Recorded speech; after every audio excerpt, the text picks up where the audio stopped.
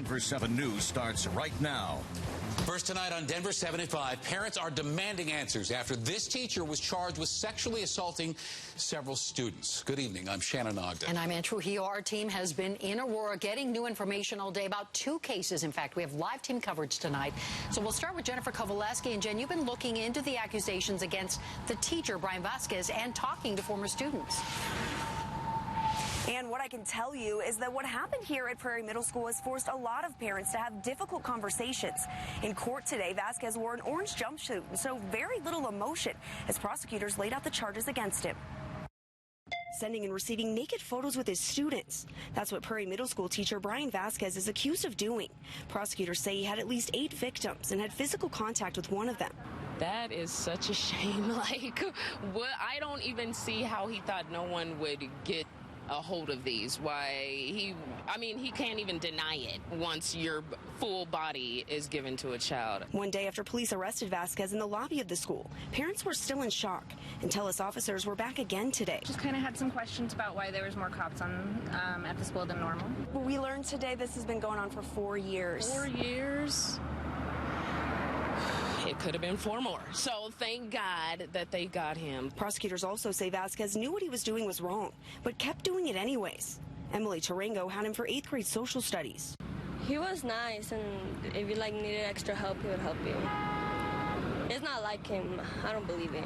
Another student says he was friends with a lot of students on Facebook and reached out to her on Facebook Messenger. We had conversations on Messenger outside of school, and not necessarily about school stuff. And then a week before school started, he messaged me randomly. Now, prosecutors also say that 3 of the victims felt threatened by Vasquez if they didn't send inappropriate photos. The judge set his bond at $200,000.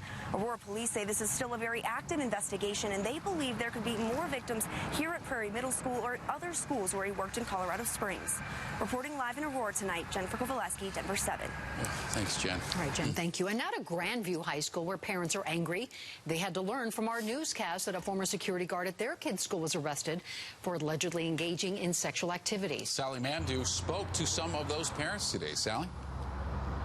And Shannon, this arrest happened back in May, and when I talked to parents today, they tell me once the word got out, their children told them that they were leery of Broderick Lundy, and that is the man you're looking at in the picture right now. Now, he was a security guard at Grandview High School since August of 2012. In May of this year, he resigned after he was arrested for possession of child pornography, promotion of obscenities to a minor, and sexual assault charges. Now, I spoke with one Grandview parent who tells me her son told her that Broderick was always super friendly with the girls in the school. Take a listen.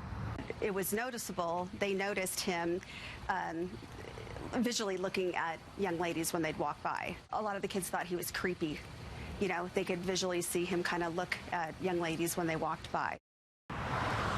Now, parents found out about this arrest just a couple of days ago, and as you can imagine, they are livid about this. Now, coming up at 6, we'll take you inside what caused the school not to notify and send out this important message. We are out in Aurora. Sally Mandu, Denver7. Thank you, Sally. Okay, and you can find full coverage of the story from the very beginning anytime online on the denverchannel.com.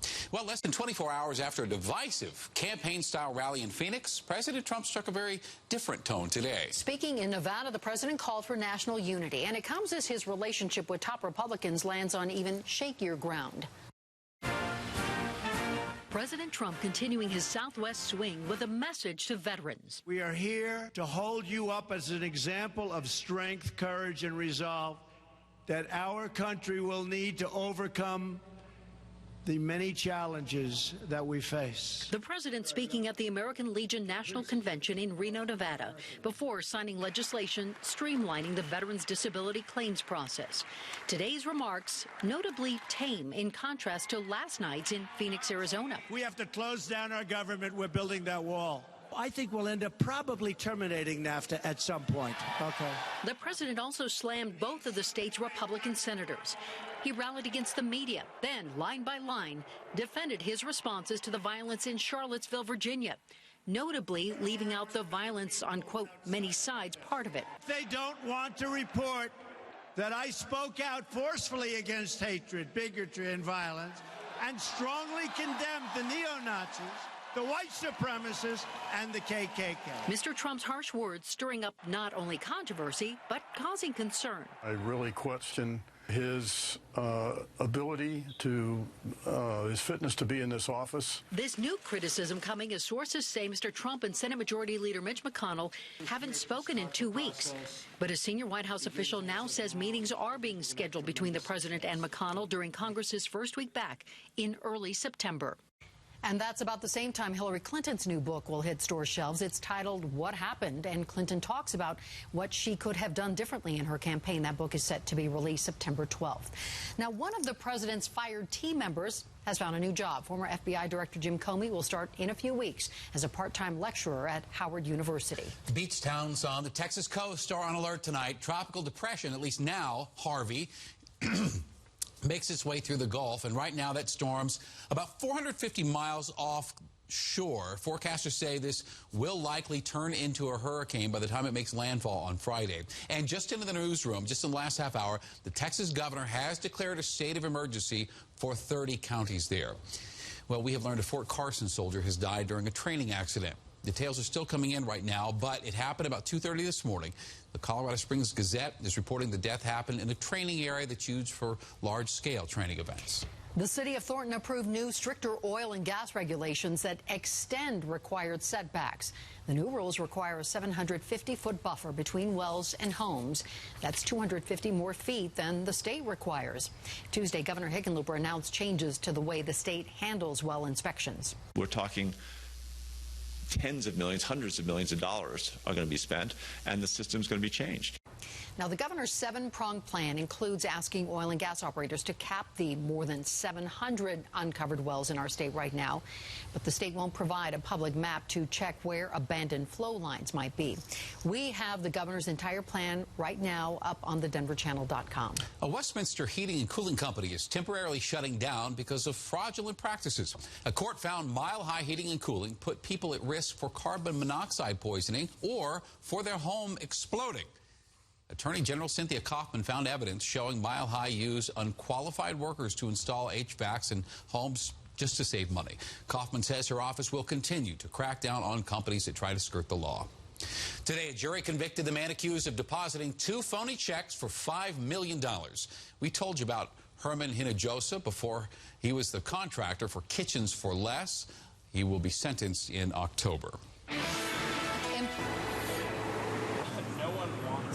Employees with the Denver VA are calling for leaders to immediately fill the more than 49,000 open positions nationwide. With that many jobs unfilled, VA workers say they can't provide our veterans with quality health care and in a timely manner. And they tell us the main reason people at the Denver VA are leaving is because they're not getting paid enough and they're overworked. The reason why we're here is to stop further efforts of the VA from dismantling the VA and demand that any vacancies we are having be filled immediately. Last month, we told you wait times at Denver VA centers are some of the worst in the nation. The average wait time right now at the Denver VA Medical Center is more than 18 days. Colorado schools are making progress with anti-bullying efforts within the LGBTQ community, but there is still some work to do.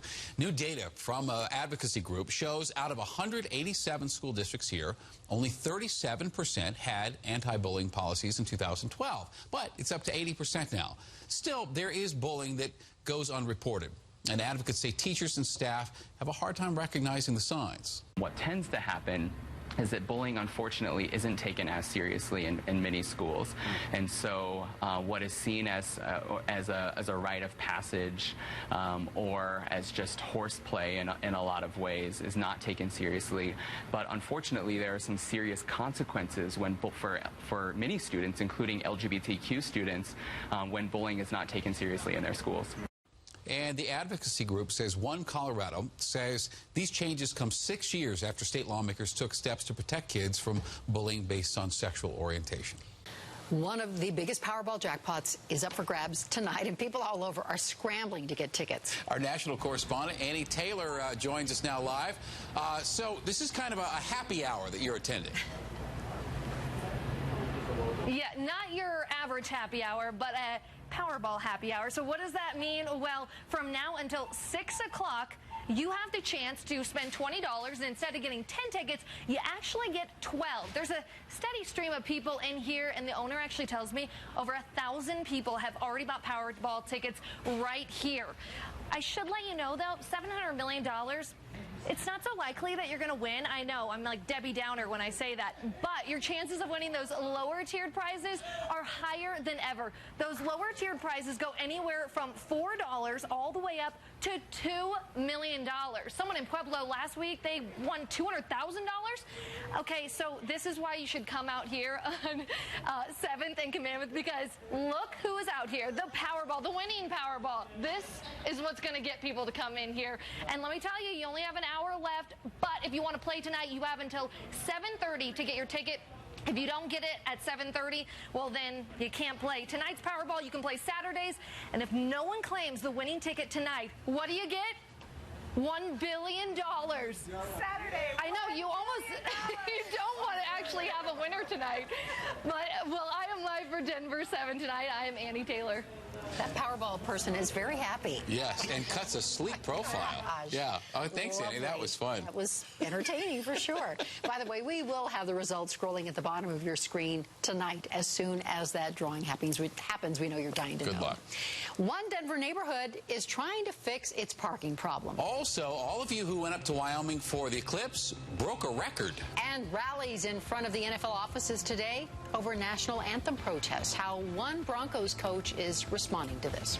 And I'm meteorologist Stacey Donaldson, tracking thunderstorms coming out of the mountains down toward the Front Range. But will they affect your neighborhood? I'll let you know coming up.